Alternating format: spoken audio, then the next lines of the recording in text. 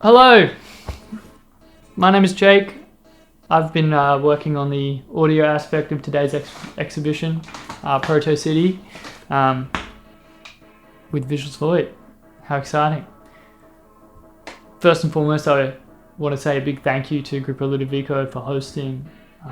It's a surreal and very strange experience for me to not be on the ground floor, so I need to give thanks to Tina, to Sonia, Prada, Pilar, Rebecca, and Dan, and anybody else in the team who's been helping out.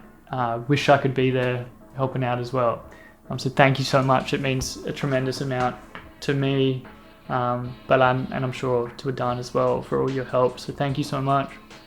Adan asked me to record a quick video about the conceptual and creative processes from my side, and I definitely need to pay my respects to my teacher first and foremost, D'Anthony Parks. I'm borrowing a lot from him. He's taught me over the last 2 years how to really adopt the what he calls the techno-self method, using sampler on right hand and drums with the 2 feet and left hand, as you'll see in the videos if you haven't already. The initial concept, I think, for the project was to blend 2 cultures together to create a new one. Albeit, I think in this context, probably pretty brute force, but it seems to have worked out. That process has been combining field recordings from the 2 countries using the techno-self method, and other things as well. I think there was a commercial from the 1950s that was promoting America's oil harvesting from Venezuela. So afterwards, or at least a couple conversations perhaps through, maybe even initially, but Adan and Visuals Void brought this concept of a floating city to the table, and that was really compelling for me because it really asked a lot of questions surrounding the structure and I guess how and why, primarily. So before I talk about the sonics, I think for me I really need to be able to conceptualize what that world is like.